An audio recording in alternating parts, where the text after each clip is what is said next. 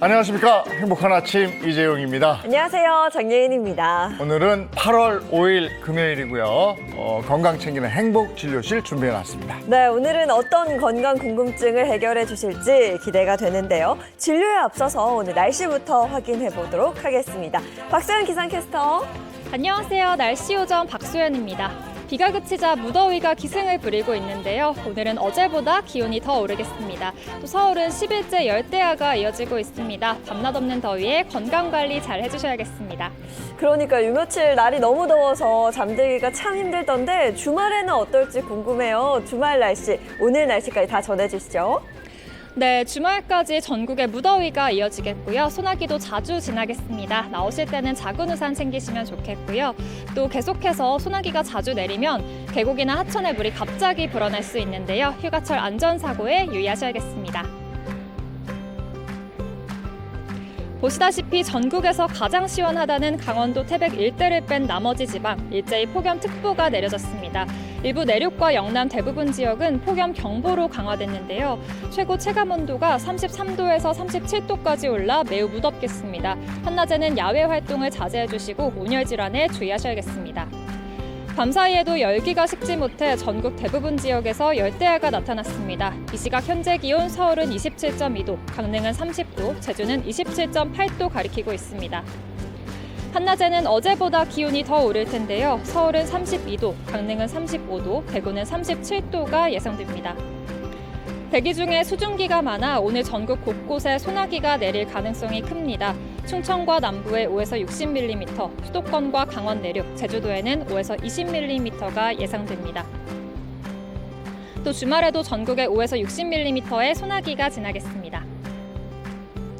이번 주 일요일은 가을이 시작된다는 절기 입추인데요. 입추가 무색하게 30도를 웃도는 곳이 많겠습니다. 또 당분간 소나기도 자주 지나겠습니다.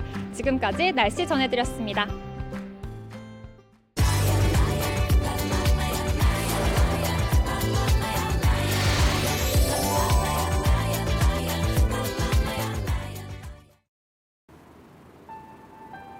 안녕하세요. 요가와 함께 훈훈한 아침을 열어드릴 훈쌤 전세훈입니다. 오늘은 삼각 자세를 배워보도록 하겠습니다. 지금 바로 시작할게요.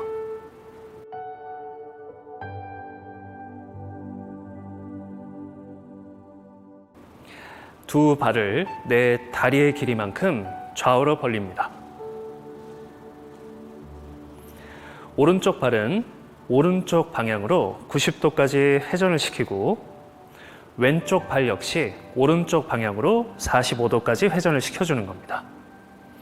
양팔은 좌우로 넓게 벌리고 이 직선이 꺾이지 않게 선을 잘 유지하면서 오른쪽으로 내려옵니다.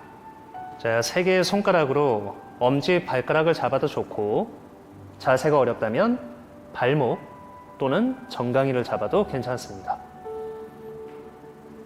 위에 있는 손가락 끝을 보고 깊게 호흡을 고릅니다. 자, 오른팔은 내 몸 중심에서 바닥 쪽으로 밀어내는 힘을 가집니다. 이 힘으로 상체를 들어 올린다고 상상하는 겁니다.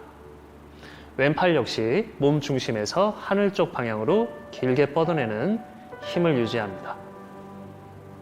자세를 취하고 있을 때 허리가 앞쪽으로 꺾이거나 또는 허리가 뒤로 휘어져 있는 경우가 생길 수 있습니다. 자, 등 뒤에 벽이 있다고 상상을 하고 이 벽에 머리나 어깨 또는 허리가 뜨지 않게 몸 전체를 벽에 붙인다고 상상을 하는 겁니다. 호흡이 끝나면 마시는 숨에 몸을 들어 올려서 반대쪽 자세를 준비할게요. 왼쪽 발을 왼쪽 방향으로 90도까지 회전시킵니다. 오른발도 왼쪽 방향으로 45도까지만 회전시킬게요. 양팔에 선을 지키면서 내쉬면서 내려옵니다. 왼쪽 엄지 발가락을 잡거나 어려우면 발목, 정강이를 잡을게요. 오른쪽 손끝을 보고 천천히 호흡할게요. 몸 전체에 있는 인대의 탄력을 높여주고 또 몸의 균형도 잡아줄 수 있는 좋은 자세입니다. 호흡이 끝나면 천천히 마시는 숨에 들어 올리고 내쉬면서 팔, 다리를 풀어 자세에서 벗어납니다. 오늘의 요가는 여기까지입니다. 수고하셨습니다. 나마스테.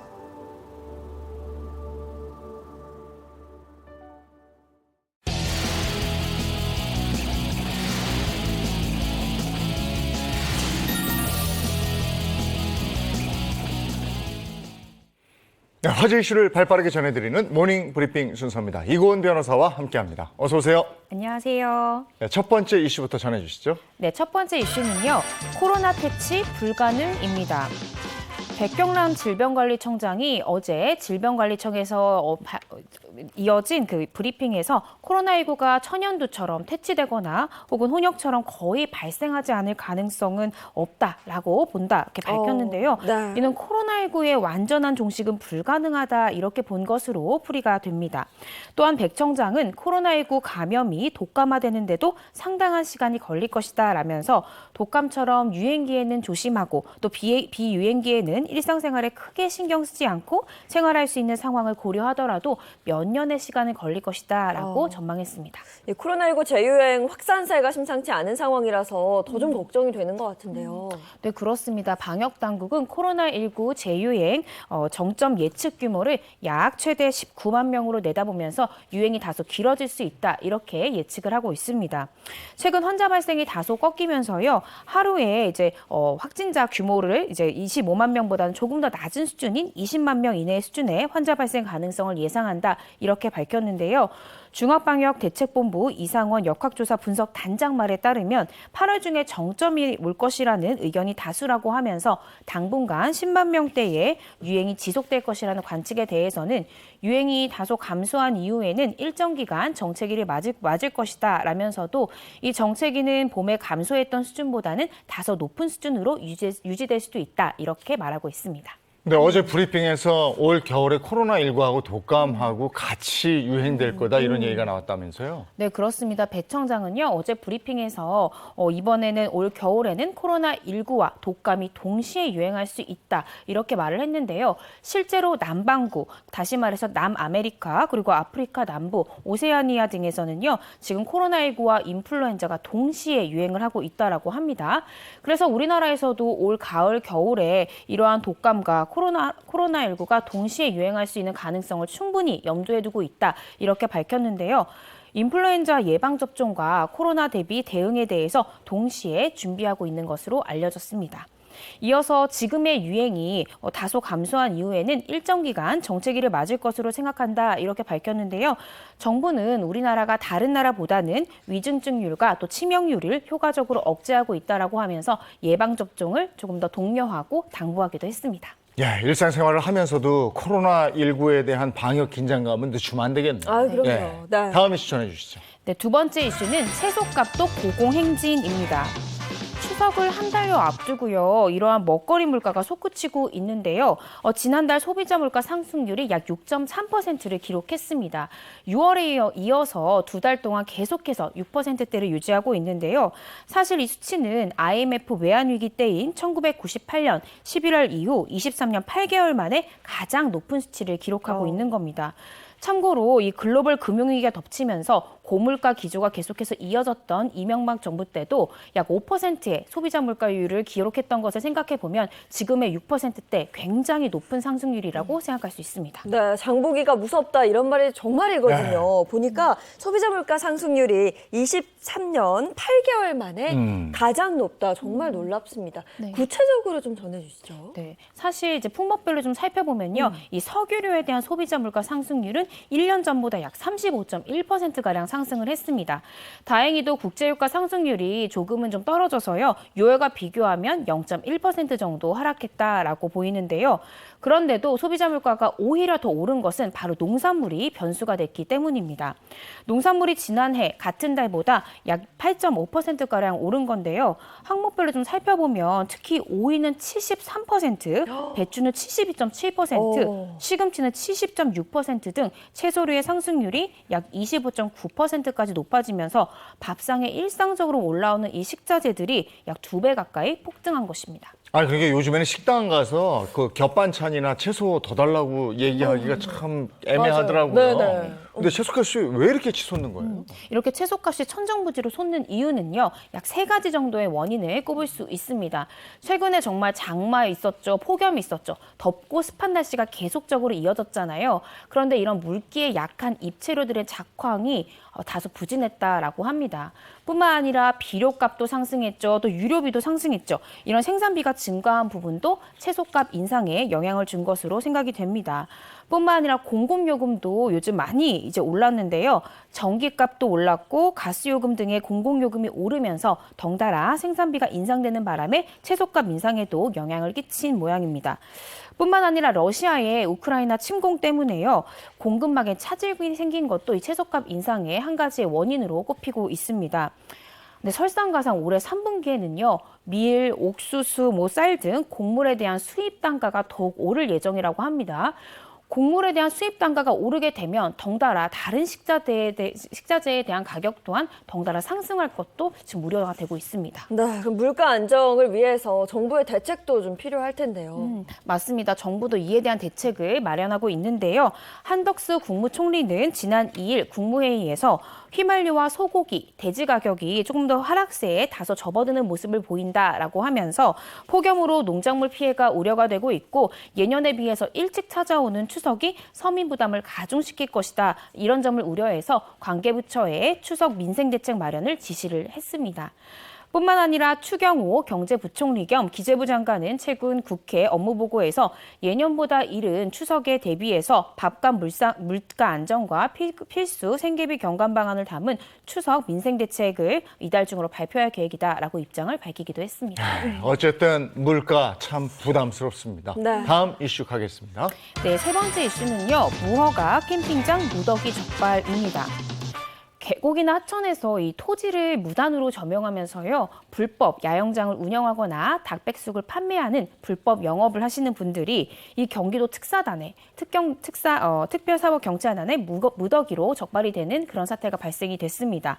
경기도 특사경은요. 본격적인 휴가철을 대비해서 6월 27일부터 7월 17일까지 도내 주요 계곡과 하천 등 휴양지 내에 총 361곳을 단속을 했는데요. 그 결과 총 68곳이 불법 행위가 적발이 됐다라고 지난 3일 밝혔습니다. 그러니까 이게 휴양지 5곳 중에 한 곳이 불법 영업을 했다는 건데 어떻게 이게 가능하죠? 네, 단속된 부분들을 좀 살펴보면요. 주요 위반 사례를 좀 살펴볼 필요가 있습니다. 가평군에 위치한 A 캠핑장 같은 경우에는요. 하천구역 내의 토지를 무단으로 점용해서 캠핑 사이트 총 9개를 설치한 후에 관할관청에 야영장 등록도 하지 않고 영업을 하다가 적발이 됐고요.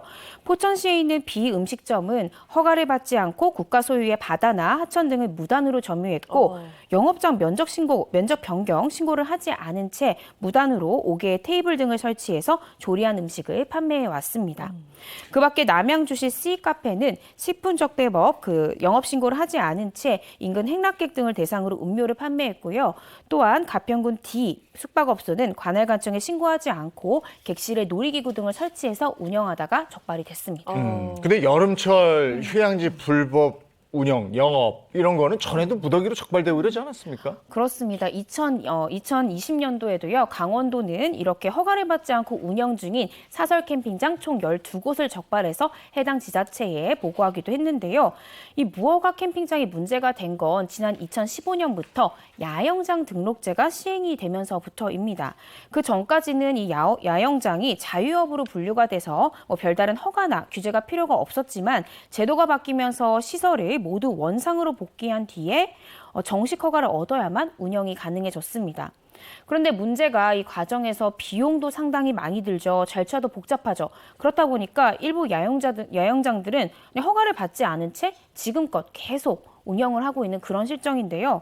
차라리 내가 벌금을 내고 말겠다 혹은 단속을 피해서 주말에만 한시적으로 운영하겠다 이런 태세로 불법적인 영업을 이어오고 있는 것이 큰 문제입니다. 법이 좀 더 강화될 필요가 있는 게 아닌가 이런 생각도 드는데요. 그러면 이런 무허가 캠핑장 적발이 됐을 때 처벌은 어떻게 받나요? 이러한 무허가 캠핑장 운영뿐만 아니라 무허가 식품적개와 운영 등을 했다면요. 화천법, 식품위생법, 또 공유수명관리법 등의 규율을 받게 됩니다. 처벌 수위를 좀 살펴보면요. 2천만 원 이하의 벌금 또는 2년 이하의 징역, 또 많게는 3천만 원 이하의 벌금 또는 3년 이하의 징역형에 처해지니까요. 반드시 해당 법령 지키셔야 될 것 같습니다. 네, 오늘 모닝 브리핑은 여기까지 하겠습니다. 이고은 변호사와 함께했습니다. 고맙습니다. 고맙습니다.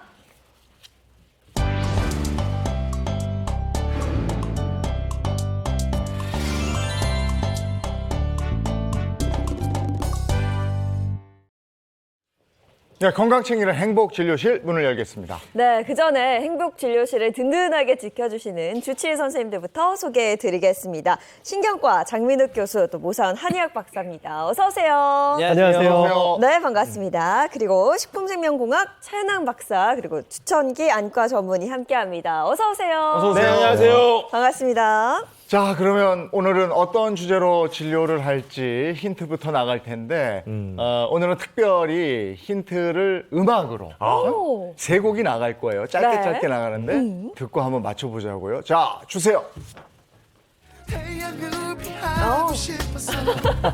제가 굉장히 좋아하던 노래죠. 네.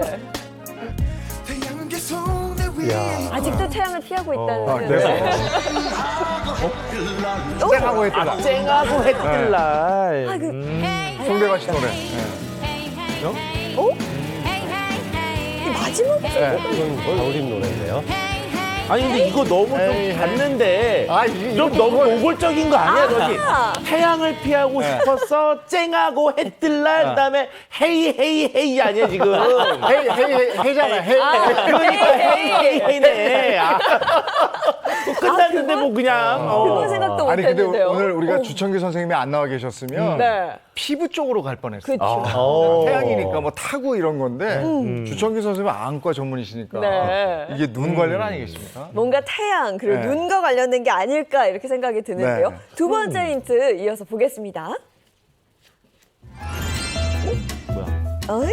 그래프가 하나 나왔는데 네. 저기 조그만데 전염력 이렇게 쓴 것 같아요. 네. 전염력? 이게 확실히 눈병 쪽인 거지. 그렇죠. 눈병은 전염이 잘 되니까. 아니 근데요. 오. 그 옛날에 보면 우리가 눈병들 그 있잖아요. 유명한 눈병, 그 아폴로 눈병이라고. 그렇죠. 그거 학교에 유행하면은 그렇게들 가가지고 이렇게 서로 눈 비비고 자 전파해줄게 그러면은 학교 안 다들 오라고. 며칠 빨개져서 이제 저 못 가요 그러면은 또 쉬고 이랬던 기억이 나네. 그러니까 오늘 그 힌트를 보니까 강한 햇볕에 위험할 수 있고 그리고 뭔가 전염이 된다는 건데 근데 사실 눈병은 네. 한 며칠 쉬면 낫거든요.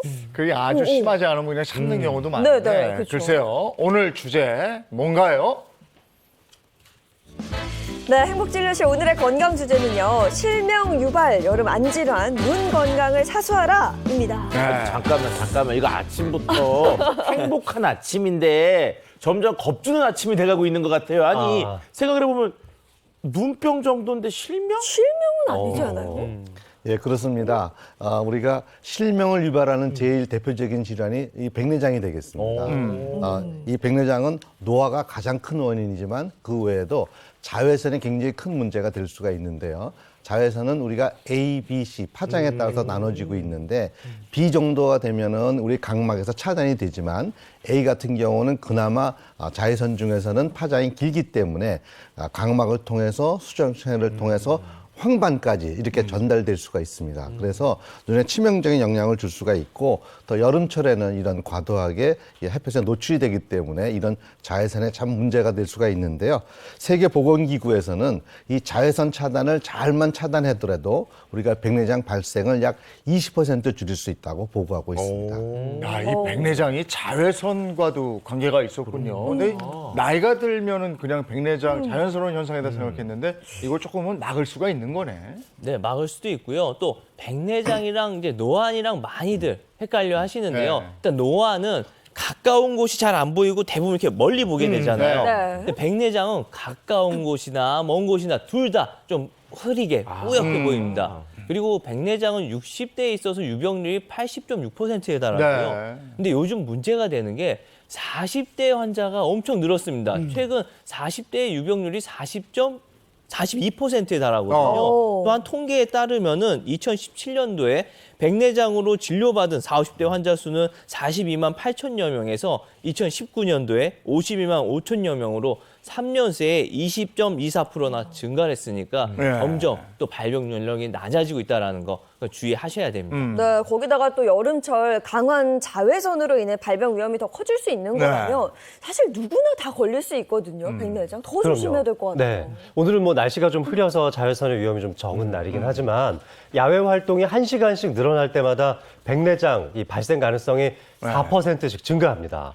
황반 변성인 경우에도 다르지 않은데요. 야외 활동, 햇볕에 노출되는 시간이 8시간 이상 되면은 5배 정도 황반 변성의 위험이 높아집니다. 황반 변성은 망막의 가장 가운데에 있는 이 색소가 아주 많이 뭉쳐져 있는 곳인데 자외선이 굉장히 취약한 것으로 되어 있고 주 원장님 말씀하셨던 이 실명 원인 1위 백내장에 이어서 2위가 바로 이 황반 변성에 의한 실명이라고도 볼 수 있습니다. 2015년도에는 12만 6천 명 정도였는데요. 이게 5년 사이에 거의 60% 가까이 증가를 해서 20만 명을 돌파하기도 했습니다. 한국인에서 10년 사이에 가장 많이 늘어난 망막 질환이기도 하고 70대 이상에서는 실명 원인 1위로 꼽혀 있기도 합니다. 네. 아니 근데 황반 변성에 걸리면은 뭐 얘기를 들어보니까 이게 삐뚤삐뚤하게 보인다고 네. 하더라고요. 그러면 일반 생활하기 너무 힘드실 것 같아요. 이게 잘 네.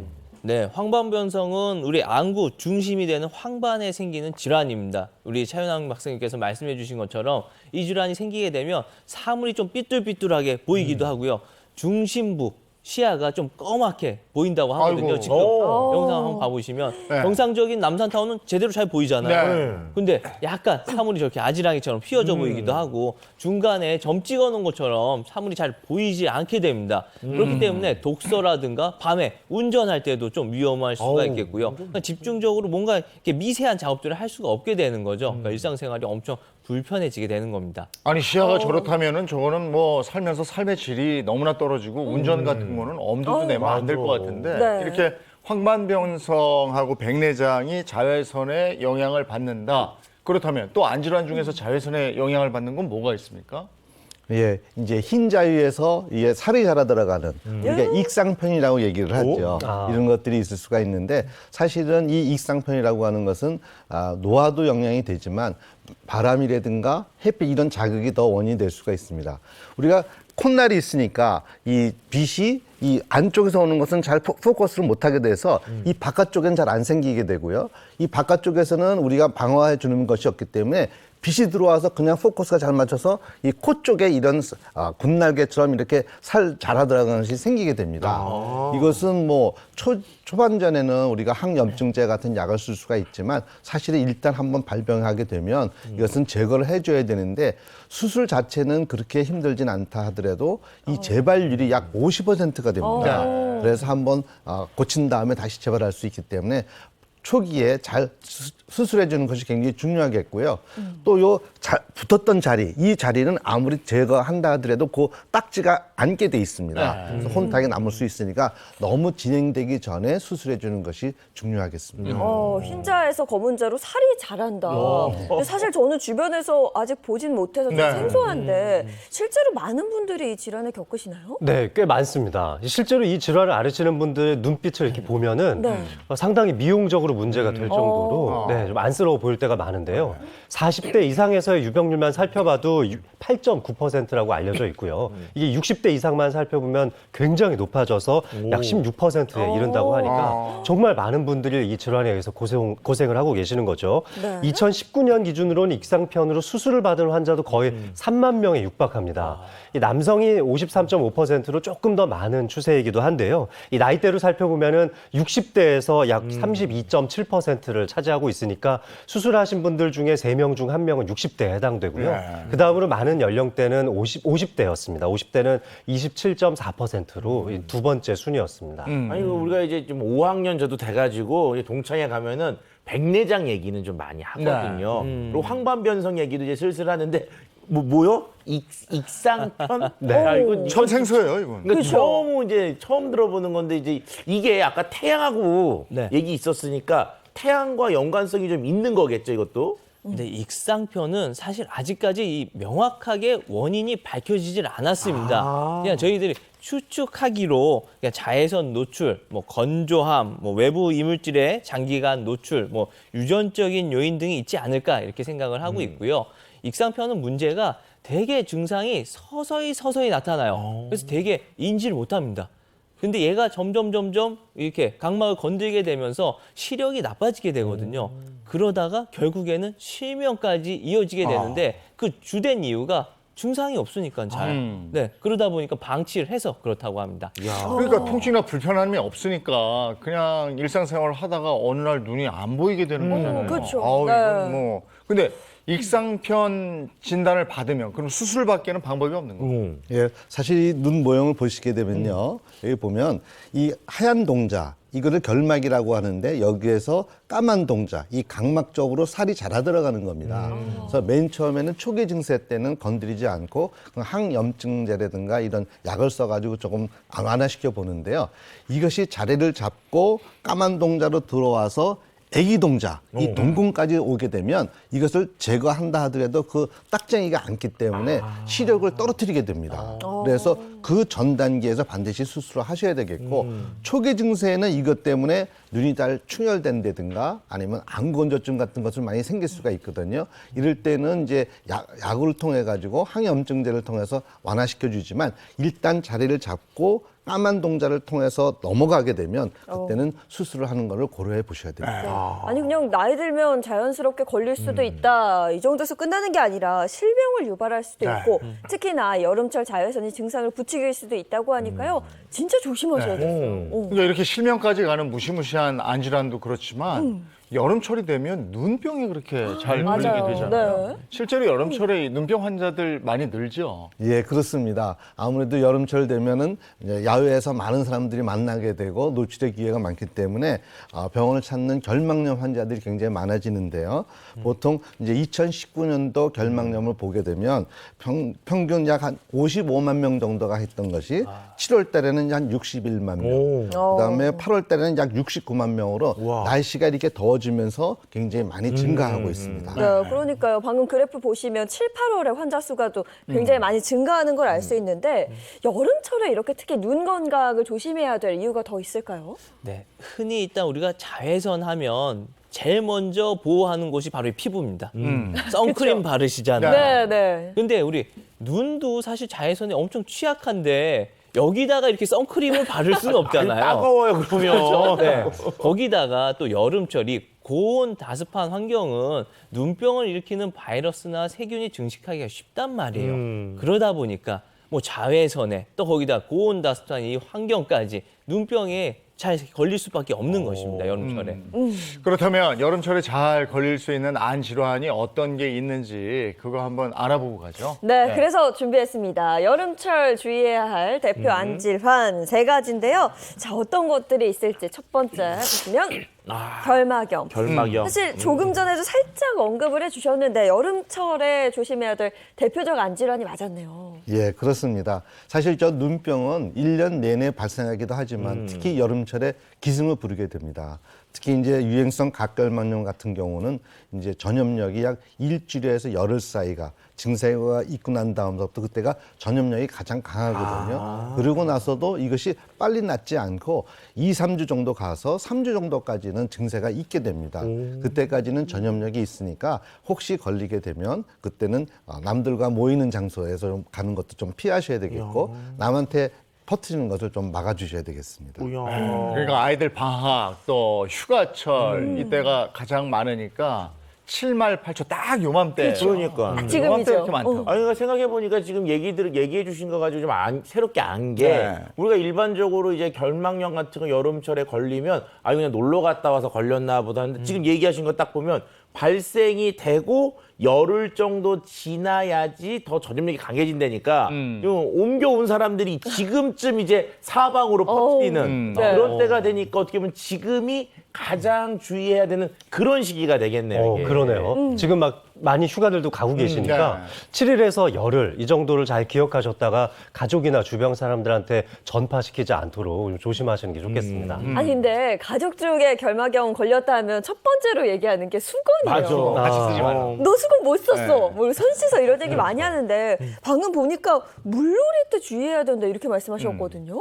네, 요즘 이제 놀러 워터파크도 많이 가시잖아요. 네. 흔히 우리가 뭐 수영장이나 워터파크에 가면 많은 사람들이 이용을 했기 때문에 눈병에 걸린다 이렇게들 생각을 하시는데요.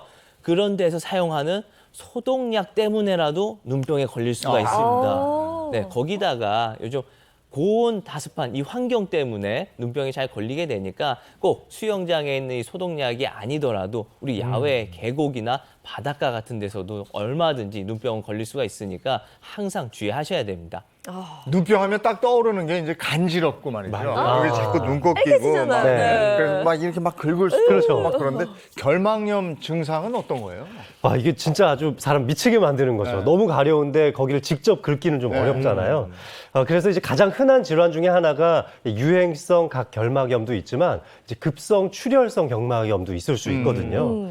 그래서 처음에는 모래가 들어간 것 같기도 하고 굉장히 가렵기도 한데 한쪽 눈에서 시작된 증상이 며칠 뒤에 반대쪽 눈에서 또 같이 시작되기도 합니다. 네, 방금 들어보니까 종류가 나뉘는데 구체적으로 어떤 게 다른 거예요? 네.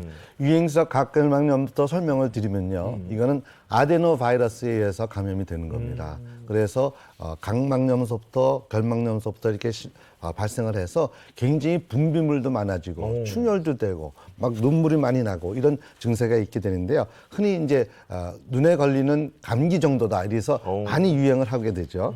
특히 이제 이런 것이 생기게 되면 귀 뒤에 림파절도 많이 붓게 되고 몸 통증 정도도 굉장히 그 감기 증세 비슷하게 또 근육통 같은 것도 오게 돼 있고요. 이런 것들이 많이 오게 돼 있는데 특히 이것은 각막에 혼탁을 남길 수가 있습니다.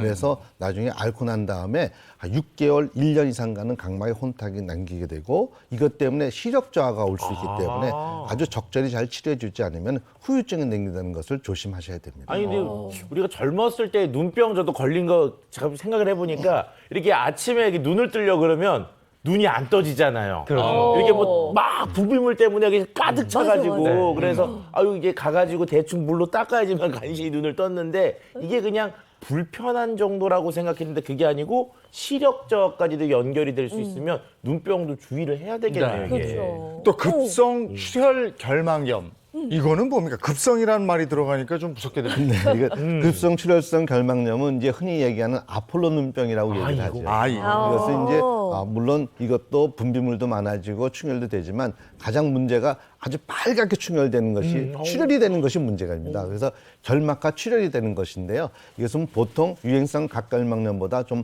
빠르게 진행을 하고 증세를 보게 되면 주로 빨갛게 되는 것이 주 증세이기 때문에 유행성 각결막염보다는 조금 약한 것으로 돼 있고 원인은 콕사키 바이러스나 엔테로 바이러스로 돼 있습니다. 이게 근데 왜 아폴로 눈병이라는 거예요? 그러니까 이게 아폴로 우주선처럼 빠르게 전파된다 뭐 이런 거 있어요. 아폴로 그 우주선 그때 계획이 있을 때 이것이 굉장히 유행을 했었습니다. 시기에. 예, 시기에. 그래서 아폴로 눈병이라고 있습니다. 그렇군요. 이건 몰랐다. 난 그게 궁금했어요. 아폴로. 그러니까. 그렇죠. 그러면 이 결막염 예방을 위해서 우리는 좀 뭘 할 수 있는 거예요? 일단은 집 안에서 각자 수건을 따로 사용을 하셔야 됩니다. 이거 중요해요. 네, 이 전염력이 높은데 대부분 보면 수건 같이 쓰다가 옮아서 오는 분들이 많아요. 그렇기 때문에 눈병 걸린 사람이 썼던 수건은 절대로 다시 사용을 하지 말고 한 번 썼으면 무조건 빨래통에 넣거나 이렇게 하시는 게 좋겠고요. 그 다음으로 이게 분비물이 생겼을 때 나도 모르게 손을 이용해서 이렇게 한단 말이에요. 근데 손을 이용을 했으면 이거 갖다가 온 집안에 있는 것들 다 만지게 돼요. 그럼 다 퍼뜨리게 되니까 항상 휴지나 면봉을 이용해서 사용을 하시고 바로바로 버려주시고요.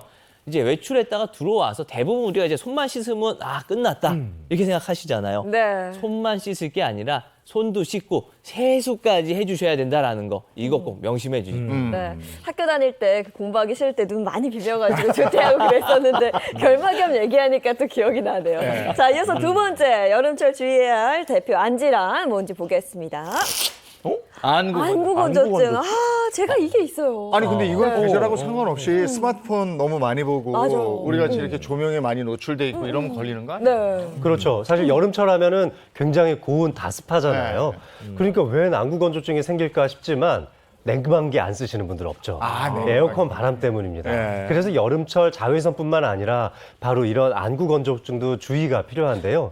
이 집에 있는 냉방기야 잘들 관리를 하시고 또 필터도 청소를 잘 하실 수 있지만 또 밖에서 쐬는 에어컨 바람은 전혀 그런 게 컨트롤이 안 될 수도 있잖아요. 이렇게 에어컨에서 직접적으로 나오는 바람은 대단히 차갑고 굉장히 건조합니다. 여기에 직접 눈으로 이 바람이 쐬지 않도록 좀 간접적으로 이 바람의 위치나 방향을 좀 설정을 해두실 필요가 있겠고요. 그리고 주기적으로 필터도 좀 자주 청소를 해주시는 것이 안구 건조증을 예방하는 좋은 방법입니다. 예. 그렇구나. 이게 실제로 지난번에 그 저희 행복한 아침에서 제가 이렇게 테스트했을 때 제가 눈물도 없는 남자였잖아요. 안구 건조증이 심해갖고. 근데 진짜 봄까지 너무 심하다가 겨울에 그러다가 초여름에 조금 좋아지거든요. 이 장막 끼고. 그러다가 갑자기 요즘 이게 삼복이나 이렇게 되면 갑자기 또 다시 심해졌는데 그게 역시 이게 냉방기 때문에 그런 것 때문에 그런 거 아닌가요, 이거? 네, 여름철에 특히 더 조심해야 될 것 같아요. 예, 우리가 보통 안구 건조증 그러면 기온이 떨어지고 이제 습도가 떨어지는 겨울철을 많이 상상하게 되는데요. 최근에는 우리가 에어컨이라든가 이런 우리가 많은 그 매체를 사용하게 되지 않습니까? 그러다 보니까 안구가 굉장히 이제 건조하게 되고 특히 스마트폰이라든가 컴퓨터를 많이 보게 되면 집중을 하게 되면 눈 깜빡거리는 횟수가 굉장히 줄어듭니다. 네. 그래서 특히 이런 바람에 잘 노출될 수가 있고 이것 때문에 뭐 잘 안 보이는 것뿐만 아니라 눈도 쉽게 피로해지고 심지어는 어깨 통증이나 이런 것까지 올 수가 있기 때문에 이 안구 건조증은 잘 다스려줘야 되겠습니다. 안구 건조증 있으면 정말 삶의 질이 떨어져요. 계속해서 막 뻑뻑하고 네. 넣어야 되고. 근데 사실 저는 여름철에 잘 때 에어컨을 안 끄거든요. 이것도 사실 조심해야 될 부분인 것 같긴 합니다. 네, 맞습니다. 여름철 안구 건조증 때문에 우리가 이제 에어컨 조심해야 된다는 거 다 들었고, 근데 사실 이맘때쯤 이제 삼복더위 끝나고 또 이맘때쯤 이제 장마철 이렇게 지나면서 집안에서 나오는 가전제품이 하나가 더 있을 거예요. 뭐죠? 에어컨 말고? 저 장마철에요? 네. 그 제습기지. 제습기. 맞습니다. 네. 우리 안구 건조증 예방을 위해서 또 주의해줘야 될 게 바로 이 제습기인데요. 네. 물론 집안에 있는 이 눅눅함, 이 꿉꿉함을 없애주는 제습기인데 말 그대로 건조하게 만들어주는 거잖아요. 네. 이걸 너무 장시간 틀어놓고 있는다거나 아니면 좁은 방 안에서 제습기를 틀어놓고 내가 거기서 잔다.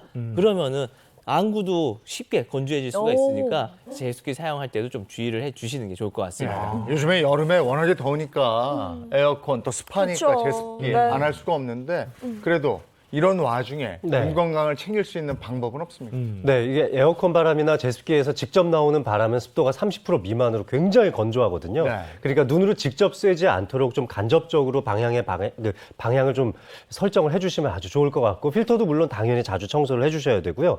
실내의 온도를 체크하시는 것도 중요하지만 습도도 꼭 같이 한번 체크를 해보세요. 요즘 나오는 에어컨이나 제습기는 또 이 습도까지 같이 체크할 수 있는 기능이 네. 있는데요. 실내 습도를 50% 미만으로 떨어뜨리지 않도록 주의를 기울이면서 설정을 해두시면 좋겠습니다. 네, 여름철 특히 주의해야 할 안질환 3가지 알아보고 있는데요. 마지막 3번째 먼저 보도록 하겠습니다.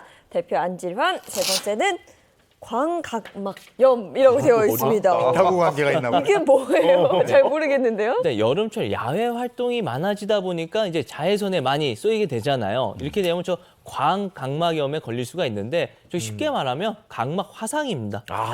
여름철에 대부분 우리가 물 있는 곳에 가서 많이 놀잖아요. 그러니까 직접적으로 우리가 햇빛을 쏘지 않더라도 반사광에 의해서 반사해서 들어오는 것들 때문에 각막 화상을 입을 수가 있으니까 여름철에 저 광각막염도 주의하셔야 됩니다. 아니 그러니까 우리가 이제 그 여름철에 해수욕장 같은 데서 반나절 햇빛 받고 놀면 그렇게 저녁에 등이 네. 이렇게 막 다 벗겨지고 막 그러면은 아유 화상 입었구나 이렇게 생각을 하는데 이건 지금 눈에 있는 화상이잖아요. 그러면 얘는 어떤 증상이 나타나는 거예요?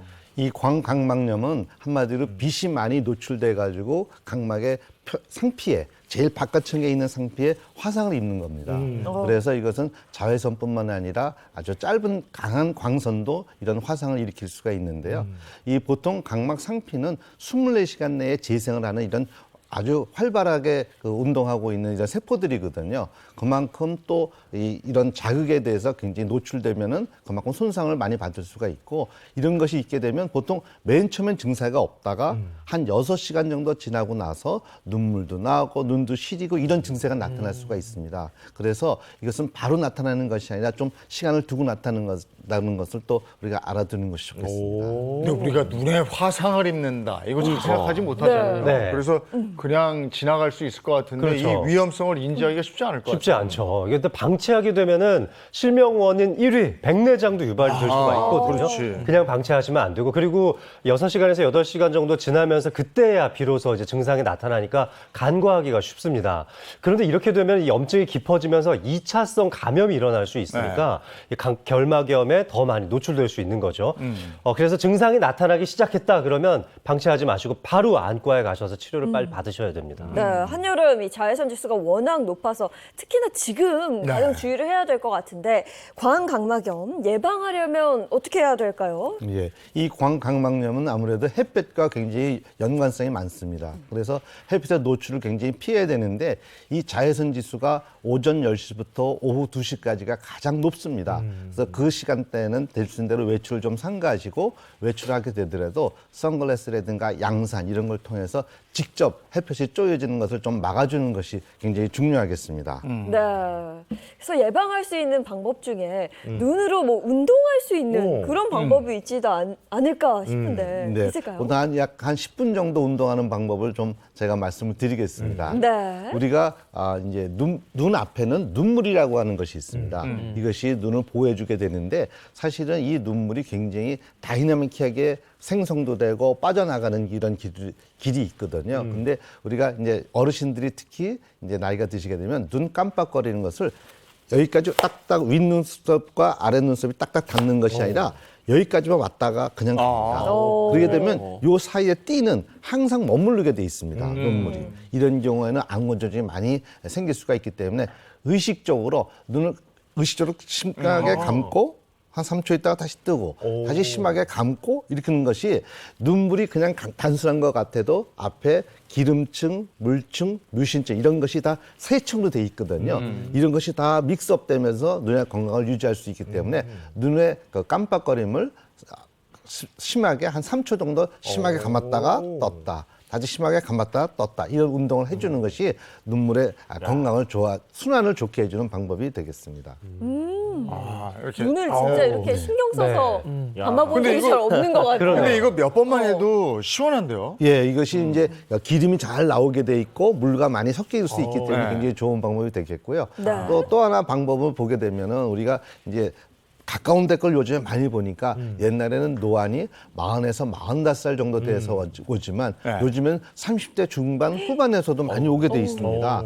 그래서 그것은 가까운 데 거 작업이 워낙 많이 해서 그런 건데요. 이런 것을 좀 예방하려면 눈을 좀 3초 동안 감았다가 눈을 떠서 가까운 데 거 한 30cm 정도 떨어진 것을 3초 보고 그다음에 또 눈을 또 멀리 거를 또 한 3초 정도 보고 이런 가까운 데 거와 멀리 거를 이렇게 반복해서 보게 되면 이 수정체가 볼록해졌다가 자르게졌다 하는 이런 운동이 됩니다. 이런 것이 잘 하게 되면 노안도 어느 정도 좀 늦출 수 있고 눈 건강에도 도움이 되겠습니다. 그러면 앞에 요거 가까운 거 이렇게 한 3초 봤다가 네. 멀리 있는 거 멀리 있는 것도 봤다가 야 이렇게 하면 되겠구나. 이렇게 멀리 봤다가 또 가까이서 봤다. 이렇게 가까이 봤다가 3초씩 멀리 그리고 봤다. 눈을 한번 또 쫙 짜고 그다음에 눈을 이제 꼭 감고 또 다시 네. 한번 쫙 떠주고. 하고 멀리. 텔레비전 보시다가 저 나올 때는 눈을 뜨고 안 나올 때는 눈을 이렇게 감고.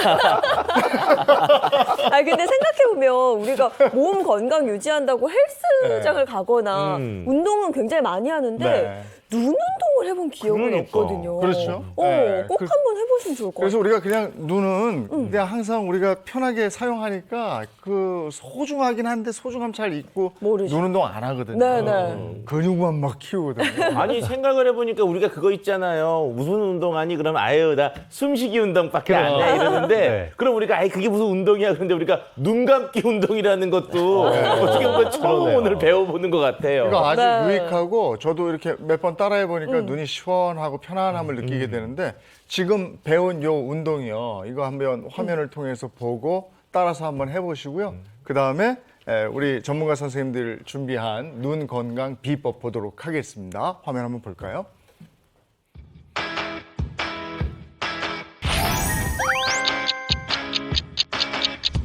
We've got a bit of love-hate. Take me to the edge, then you hit the brakes. I say it's over one day, but then I'm crawling back, begging you to stay. We make up and we break up all the time. 자, 이렇게 눈 건강까지 한번 해봤고요. 우리 전문의 선생님들이 눈 건강 비법을 알려주실 겁니다. 네, 그리고 오늘 특히 더 기대가 되는 게요. 사실 눈 건강 자체만으로도 굉장히 네. 중요하지만 여름 휴가철 물놀이 안 갈 수는 없잖아요. 휴가철도 즐기면서 눈 건강까지 지킬 수 있는 그런 방법을 좀 듣고 싶어요. 그 시청자 여러분들이 사연들을 많이 보내주셨는데요. 그 사연을 토대로 해서 오늘 눈 건강에 대해서 알아보도록 하겠습니다. 네. 자, 여름철 눈 건강 Q&A가 준비되어 있습니다. 네, 아무래도 이제 자외선뿐만 아니라 온도나 습도의 영향을 많이 받는 눈 건강이니까 여름철에 더욱더 주의가 필요한데요. 그래서 여름철에 궁금해하셨던 눈 건강 관리 비법에 대해서 주 원장님과 제가 준비해봤습니다. 네, 기대가 됩니다. 첫 번째 질문 제가 바로 드리도록 하겠습니다. 자, 저는 시력이 안 좋은 편이라 평소에 렌즈를 착용하는데요. 수영할 때 렌즈 착용해도 괜찮을까요? 라는 질문입니다. 수영할 때 렌즈를 착용하면 야, 이거 렌즈를 착용하고 물안경을 쓰면 또 괜찮겠죠. 물안경. 그죠? 그죠? 네. 어떻게 하면 좋을까요? 안경. 근데 저 전에 한번 바다에 가봤더니 선글라스를 낀 채로 이렇게 수영하시는 분. 파도 치니까 바로 잃어버려요. 아니 저는 이거 오. 네? 오라고 생각해요. 왜냐하면은 그 얼마 전인가에 텔레비전 CF에서 봤던 것 같아. 네. 그래서 수영할 때도 낄 수 있는 렌즈가 새로 나왔다. 그래가지고 수영할 때 렌즈 끼고 수영해도 괜찮다. 안 돼. 이런 거 있었던 것 같은데. 아, 이거 그래서 X예요. 아니 달나라도 가는 아니, 세상인데. 아니 렌즈를 끼고 수경을 계속 끼고 있을 거면 괜찮아. 아니, 그쵸? 그거는요, 제가 다이빙 하잖아요. 네. 눈 나쁜 안경 쓰는 사람들, 이 수경을 끼니까 네. 렌즈 끼고 들어가는데, 이건 그게 아니고 그냥 수영할 수 있는 렌즈가 있다, 이거죠. 아예 없어. 아이, 안 되는데. 삐삐요. 아이. 제가 렌즈 껴봐서 알잖아요. 네. 세수할 때도 렌즈 다 빼야 돼요. 이게 더 그러면 뭔가 세균 감염의 위험도 높고 좋지 않거든요. 정답이 뭡니까, 정답 이거? 궁금한데요? 이거는 X입니다. 당연히 X죠. 괜히 우겼다. 그러면 이 컨택 렌즈라고 하는 것은 하나의 의료기기입니다. 그걸 눈앞에 또 붙이는 것이죠. 그렇기 때문에 사실은 컨택 렌즈 끼기 전에 눈 상태를 반드시 병원에서 의사 선생님한테 확인 받으셔야 됩니다. 우리가 요즘에 컬러 렌즈라든가 여러 가지 렌즈를 많이 끼고 있는데 꼈다 뺐다 할 때 눈에 손상을 많이 주게 됩니다. 그래서 문제가 크게 될 수가 있고요. 특히 이제 식품의약안전처에 의하면은 여름철에 컨택 렌즈 사용법에서 이제 뭐 수영장 물이라든가 여러 가지 뭐 물이 많은 곳에서는 컨택 렌즈 사용을 금하게 돼 있고요. 우리가 컨택 렌즈를 한 채로 우리가 물놀이를 하게 되면 그것이 감염 효과가 굉장히 올라갈 수 있기 때문에 반드시 물놀이 하거나 이럴 때는 컨택 렌즈를 빼고 하는 것이 좋겠습니다. 네, 근데 그 많은 컨택트 렌즈 중에 저도 한때 그 미용 렌즈를 포기를 못했던 적이 있었어요. 눈 커 보이는 거. 눈 커 보이는 거, 네. 색깔도 좀 달리 보이고. 근데 사실 투명한 렌즈보다 저는 착용했을 때 훨씬 불편했거든요. 그게 그거 중요해야 결국은 될것 같아요. 색소가 한 번 더 이렇게 코팅이 돼 있으니까 투과율도 산소 투과율도 굉장히 많이 떨어질 뿐더러요. 이 물놀이 시에는 정말 더 위험해질 수가 있습니다. 이 사이에 감염성, 위험성이 훨씬 더 높아지기 때문인데요. 어쩔 수 없이 내가 정말 너무 눈이 안 보여서 써야 된다면은 색소가 안 들어있는 일회용 렌즈를 쓰시는 걸 추천을 드리고 싶고, 그걸 쓴다 하더라도 반드시 물안경을 착용하셔서 특히 바닷물 같은 것들이 눈 속에 들어가지 않도록 관리를 잘 해주시는 게 좋고, 일회용 렌즈를 쓰라고 한 목적은 아시겠죠? 끝나고 나면은 반드시 새 콘택트 렌즈로 아유, 그럼요. 교환을 해주시는 게 네. 필요하겠습니다.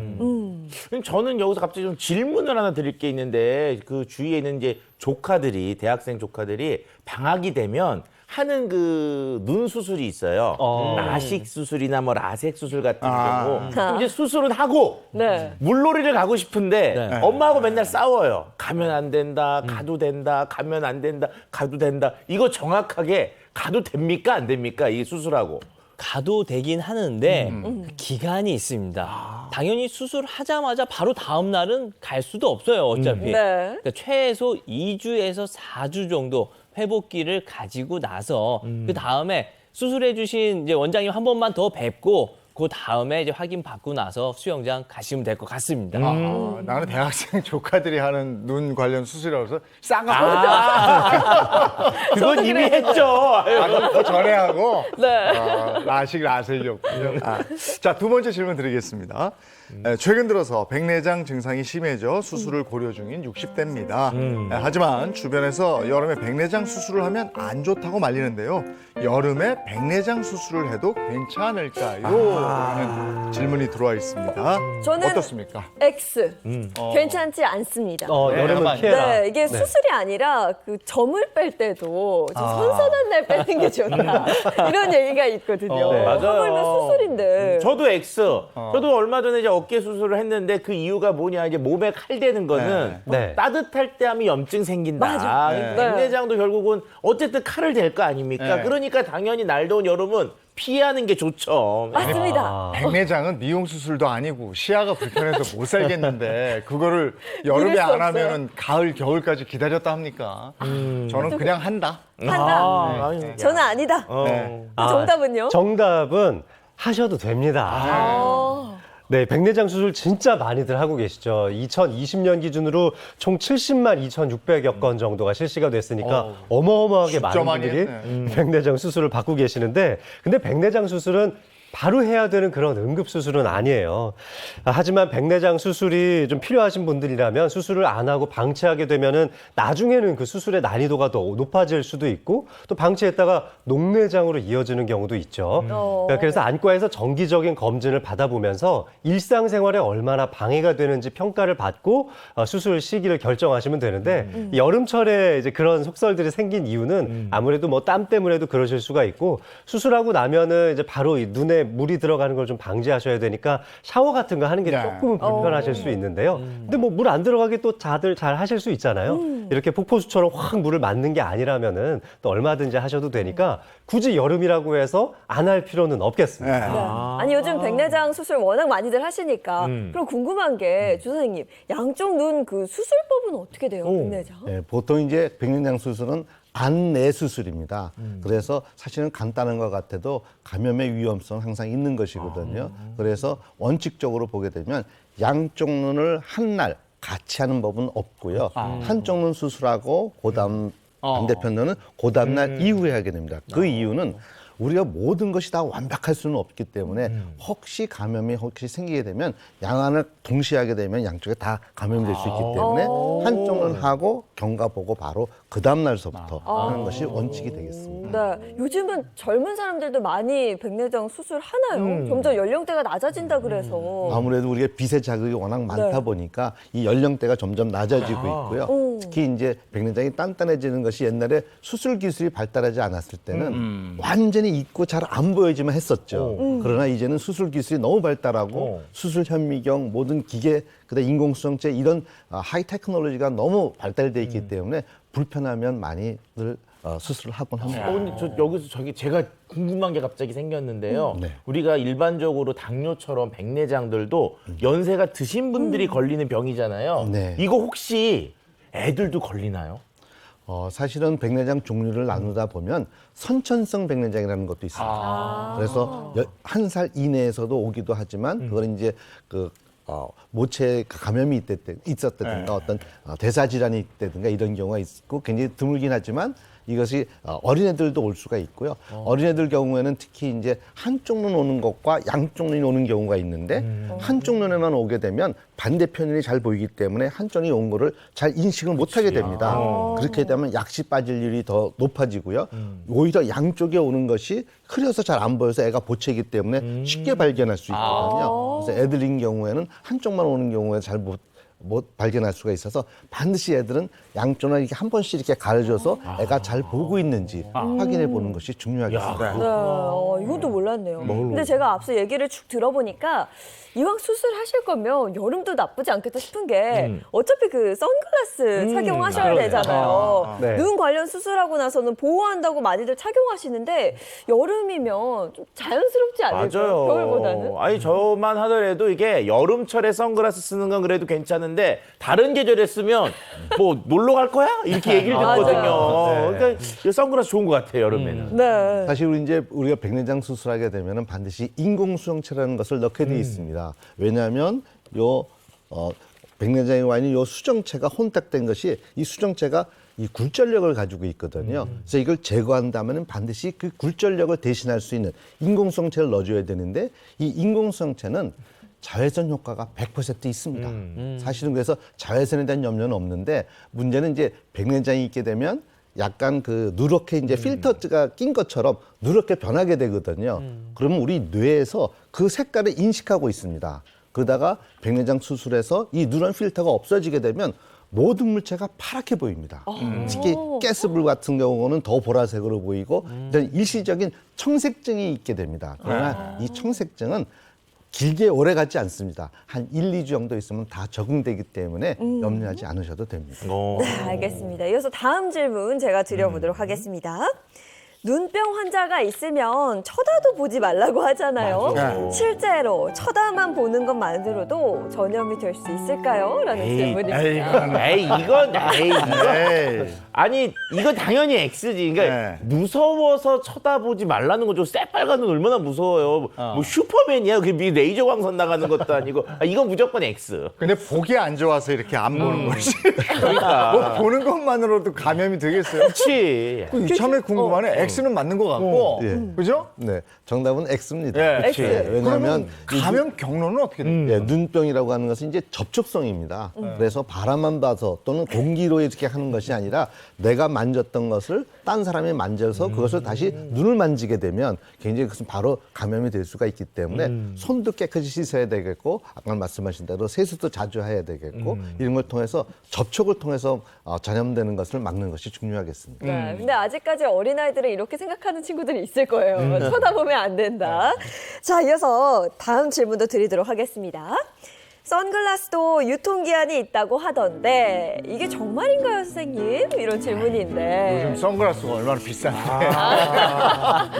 오래 써야죠. 그리고 저 탑건 때문에 제가 젊었을 때도 좀 써봤는데 네. 탑건 2 때문에 요즘 또 써요.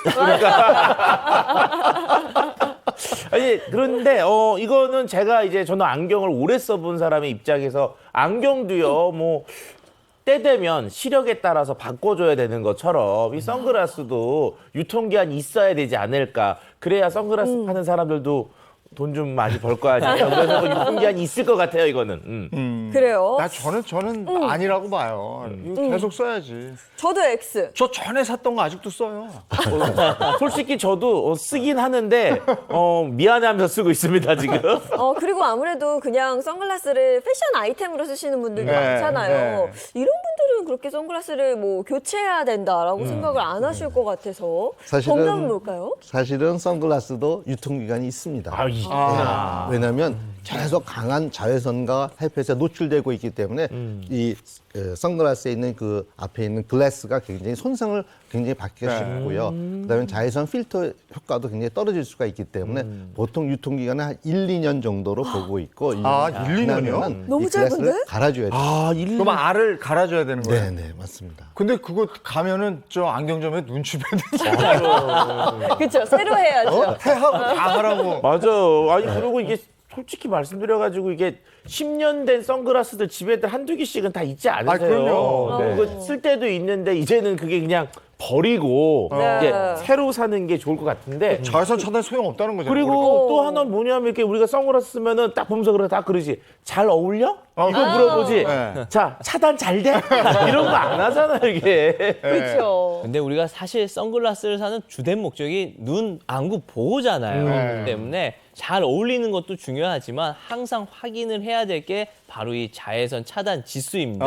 앞에 보면 UV 400이라고 써져 있는 것들, 스티커가 붙어 있는 것들이 있을 거예요, 렌즈에. 만약에 그런 게 붙어 있지 않더라도 이제 품질 보증서에 보면 항상 있게 되는데 UV400이 뭐냐 하면 400나노미터 이하의 자외선을 99% 차단을 해준다는 얘기거든요. 그렇기 때문에 우리 자외선 차단을 하는 게 목적이니까 항상 이걸 좀 확인해 주시는 게 좋겠는데 내가 갖고 있는 선글라스가 이게 UV400인지 아닌지 모르겠다.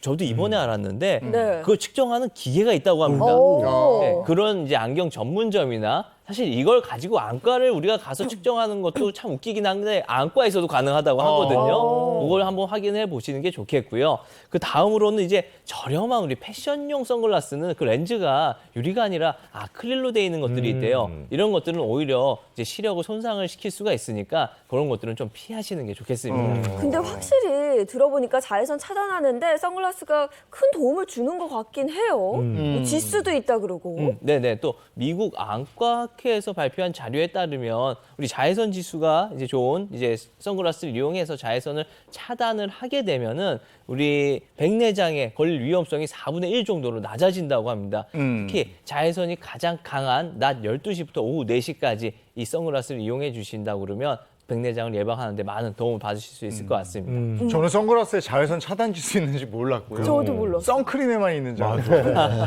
그 다음에 우리가 확인해야 될 건 뭐가 있습니까? 자, 제가 여기에 선글라스를 여러 가지 종류별로 준비를 해봤는데요. 한번 좀 살펴보시고요. 이 중에서 가장 내 눈을 잘 보호해 줄 수 있을 것 같은 거 하나씩 한번 골라보시겠어요? 저는 아무래도 네. 1번. 좀 진한 게 첫 번째 좋겠죠? 거요? 네, 네. 진해야죠. 그리고 네. 선글라스는 이렇게 눈이 비치면 안 됩니다. 아, 멋도 네. 좀 떨어져요. 네. 옛날에 그래서 수은 선글라스인가 거울처럼 되어 있는 거 많이 썼는데 맞아요. 네. 네. 근데 오히려 저는 딱 봤을 때 다른 건 다 새카만데 네. 지금 저 4번이 이게 색깔 들어가면서 이 색 딱 좀 덜 진하거든요. 네. 오히려 저게 더 좋다고 그럴 것 같아서 저는 4번. 그리고 저는 좀 큼직한 게 좋더라고요. 네. 이렇게 조그만 거 쓰면 빛이 일로 들어오던데. 그렇죠. 큼직하게 다 가려줄 수 있는 거. 네. 이렇게. 네. 어떤 게 좋은 거예요? 맞습니다. 지금 뭐 지적해 주신 것들 거의 대부분 맞는데요. 크기도 적당해야 되고 눈에 대한 밀착력도 좋아야 되죠. 자, 그런데 특이한 것은 자, 이 5번. 이게 가장 좋은 선글라스라는 겁니다. 자, 이 5번 선글라스 보시면은 크기도 적당하고 눈에 대한 밀착력도 좋은 선글라스거든요. 네, 네. 근데 생각보다 좀 투명하지 보이시죠? 자, 이렇게 너무 진하지 않은 선글라스를 고르는 게 좋은데 그 이유는 너무 진한 선글라스를 쓰게 되면 오히려 너무 어둡기 때문에 동공이 확장이 됩니다. 근데 이 동공이 확장되어 있는 사이에서는 자외선이 더 많이 투과가 될 수 있거든요. 그래서 이렇게 실제로 착용을 해서 썼을 때 어느 정도는 바로 옆거리에서 이렇게 봤을 때의 눈동자가 조금 비치는 정도.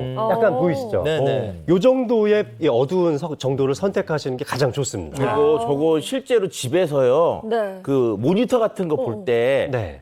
불을 켜고 모니터를 보면 그래 눈이 좀 덜 피곤한데 그쵸. 불 켜고 보잖아요. 네. 그러면 눈이 훨씬 힘들어지거든요. 왜냐면 이게 확실히 확대가 돼서 맞습니다. 그런 것 같아요. 네. 그러면 혹시 집에 있는 그 수많은 선글라스들 유통기한이 지났는지는 어떻게 알 수 있어요? 이 유통기간이 아까 1년에서 2년 정도라고 말씀을 드렸는데 이게 UV 코팅, 차단이 되어 있는 아주 얇은 코팅막이 들어있어요. 근데 이게 알칼리성, 그러니까 세제 같은 거에 닿으면 금방 망가질 수가 있고요. 또 바닷물 같은 염분기에 의해서도 굉장히 쉽게 스크래치가 갈 수 있기 때문에 이렇게 형광등이라든지 뭐 아니면 햇볕 아래에서 이렇게 약간씩 비춰보시면 좋을 것 같아요. 그래서 비춰봐서 좀 기스가 많이 났는지, 스크래치가 많았는지, 아니면 불규칙하게 빛이 반사되는지를 살펴보시면 유통기간 1, 2년이 지나지 않았어도 그런 게 보이면 새 걸로 교체해 주시는 게 좋겠습니다. 아니 그리고 그거 살 때 안경점에서도요. 그거 오래 안 팔린 거 있어. 오, 있어. 그거 한 2년 지나서 진짜? 안 팔린 거 그걸 사면은 이미 끝난 거예요. 그런 거는 사시면 안 되죠. 유통기한 지난 거 판 거네 그러면. 그러니까 그렇게 하면 안 되고. 야. 그것도 좀 네, 구입할 아예 때 개봉이 안 된 알아봐야겠어요. 거면은 뭐 상관이 없겠지만, 네, 개봉이 돼 있었고 오래된 전시가 거 많은 됐던 것 거면 같은데. 안 돼요. 자 이번에 모사한 선생님 청안법. 눈을 깨끗하게 한다 뭐 이런 건가? 네, 맞습니다. 우리 가뜩이나 이제 나이를 먹게 되면 나이 먹는 것 자체도 우리가 억울한데 네. 눈까지 자연적으로 노안이 온다고 얘기를 하잖아요. 거기다가 요즘 이제 핸드폰, 스마트폰 많이 사용을 하게 되다 보니까 눈이 더 쉽게 많이 피로하게 되는데 제가 이럴 때 손쉽게 이 눈의 피로도 낮춰주고 노안도 조금 늦춘다고 감히 얘기해 볼 수 있는 네. 청안법, 청안 혈자리를 준비해 봤습니다. 뭔가 눈 주변을 이렇게 꾹꾹 누르는 게 아닐까 싶어요. 눈이 맑아지려면. 그 얘기 맞나요? 할 줄 알고 이번에는 이 근위 치열이 아니라 눈 근처에 아니에요. 제일 먼 곳, 손에 있는 혈자리를 이용해서 눈의 피로를 좀 풀어보도록 하겠습니다. 혈자리 이름은 대골공, 소골공이에요. 대골공, 소골공. 네. 우리 일단 편한 손 아무 손이나 올려보십시오. 네. 오른손. 네, 손등이 앞으로 좀 보이게끔 해주시고요. 우리 엄지 손가락, 이 큰 관절, 꺾이는 관절 있죠? 여기 정점이 대골공입니다. 대골공. 그럼 소골공은 어디일까요? 새끼손가락이겠지. 맞습니다. 네, 실제로 새끼손가락 이 꺾이는 이 위아래 이제 두 개의 관절이 있는데 사실 이 새끼손가락이 조금 더 큰 요 첫 번째 관절이라고 할 수 있겠죠. 이 자리가 소골공이에요. 오. 이 두 자리를 자극을 해주는 것만으로도 우리 안구 건조증이라든가 눈의 피로를 풀 수가 있는데요. 자극하는 방법은 사실 이렇게 꾹꾹꾹꾹 눌러주는 방법도 있겠고요. 손을 이용할 수도 있지만 바닥에 놔두고 볼펜 같은 것들로 막 찌르셔도 돼요. 근데 이제 관절면이니까 너무 세게 찌르지 않도록 좀 주의를 해주시고요. 또 하나는 서로 마사지를 해주시는 게 아주 좋습니다. 손을 잡고 이런 식으로 이렇게 당겨주는 거죠. 요 전체를. 이렇게 마사지를 해주시면 되고 그 다음에 이제 내가 오른쪽 눈이 안 좋으면 오른손을 또 왼쪽 눈이 좀 안 좋다 싶으면 왼손을 해주면 돼요. 근데 이 대골공, 소골공은 사실 우리 14경락, 우리 정식적으로 있는 이 14개의 경락에 소속된 우리 혈자리는 아닙니다. 경우의 기혈이라고 그래서 특별히 만들어진 경우의 기혈, 특별히 우리 경락에 정식으로 포함이 되진 않지만 그 효능이 아주 좋다라고 해서 만들어진 이 대골공, 소골공이거든요. 그러니까 눈이 조금이라도 안 좋다 싶으면 우선 이 자리들을 이렇게 좀 자극을 해주시는 게 많이 도움이 될 겁니다. 그런데 네. 갑자기 좀 짓궂은 질문이 눈이 두 개잖아요. 네. 손도 두 개고 네. 이게 뭐 오른쪽은 오른 눈, 뭐 왼쪽은 왼쪽 눈 이런 차이가 있을까요? 네, 차이가 있어요. 왼쪽. 네. 네. 하 박사님 그래서 오른쪽이 안 좋으면 오른손, 오른손. 왼쪽이 안 좋으면 왼손. 이거 어차피 장거리 운전하고 요즘 휴가철에 그런데 네. 이렇게 해주는 건 좋을 것 같네요. 네네. 수시로 만져주면은 네. 눈피로 또 졸음 운전할 때도 많이 도움이 될 수 있을 것 같습니다. 자, 지압법 배워봤고 그 다음에 또 있어요? 또 있어요. 네. 지압법만 준비한 게 아니고 우리 마셔서 좋은 몽땅 차를 한번 준비해봤습니다. 몽땅 차요? 그러니까 몽땅 넣자 이거죠. 아니 뭐 몽땅하면 짜리 몽땅이나 몽땅 연필도 있는데 아니 저는 뭐 약재를 그냥 짧은 건가? 몽땅 넣어서 끓인 차 뭐 이런 거 아니에요? 네, 우리 이재용 MC님 말씀이 딱 맞습니다. 약재 눈에 좋다라는 거는 그냥 몽땅 넣고 만들었다고 그래서 몽땅 차예요. 네. 일단은 눈에 좋은 대표적인 약초 하면은 대부분 결명자 많이 네, 쓰시죠. 예전에 이제 보리차 대신에 결명자 차를 많이 주셨는데 사실 이게 그렇게 맛있진 않아요. 저는 보리차만 좋아했지 결명자 차를 맞아. 안 마셨습니다. 네. 근데 눈에 엄청 좋아요. 이 결명자가 간의 열을 낮춰줘가지고 우리 눈의 피로도를 푸는 대표적인 한약재 중에 하나이고요. 그 다음으로 좋은 게 바로 감국입니다. 국화의 일종인데 이 감국은 심장 이상으로 올라오는 열은 다 꺼준다고 그랬어요. 네. 그러니까 우리 이 안구는 열에 취약한데 그 열을 꺼주는 게 바로 이 감국이니까 감국의 대표적인 효능 중에 하나가 청열명목, 열을 꺼주고 눈을 밝게 한다거든요. 그러니까 결명자, 감국, 거기에 더해가지고 구기자까지 이 세 개의 조합은 우리 한의학에 있어서 눈을 맑게 하는데 아주 환상의 조합이라고 할 수가 있겠고요. 사실 이 정도 갖다가 우리 몽땅이라 할 수 없잖아요. 이 정도면 그냥 한 방 차죠. 네. 거기에 케일과 돌나무를 좀 준비해봤습니다. 푸릇푸릇한데? 이 푸릇푸릇한. 네. 사실 사료도 되는군요. 네. 돌나물은 우리 봄철에 네. 그렇죠. 뭐 요거 비빔밥에도 많이 들어가고 네. 식당 가면 이거 그때 초고추장 해갖고 반찬으로 많이 나오잖아요. 그쵸. 근데 최근에는 사시사철 즐길 수 있게 됐어요. 네.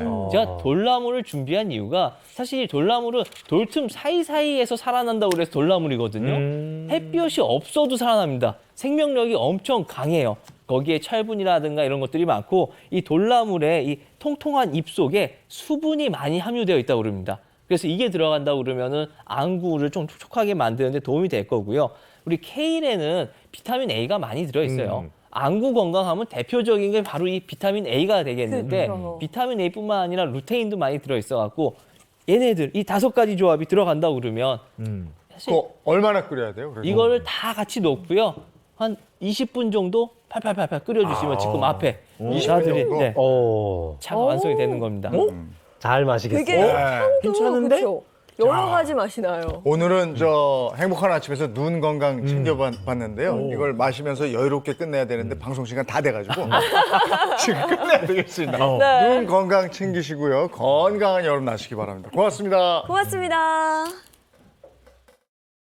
주말 끼고 휴가 즐기는 분들은 오늘 떠나는 분들 많으실 거예요. 그렇죠. 오늘 네. 떠나시는 분들 많으실 텐데 요즘 뭐 워낙 뭐 코로나다 혹은 뭐다 너무 말들이 많아서 개인 방역 철저히 지키시면서 휴가도 잘 즐기셨으면 좋겠습니다. 좋은 하루 보내시고요. 저희는 다음 주 월요일 아침 7시 30분에 돌아오겠습니다. 네, 행복한 아침, 행복한 하루, 그리고 행복한 주말 보내십시오. 고맙습니다. 고맙습니다.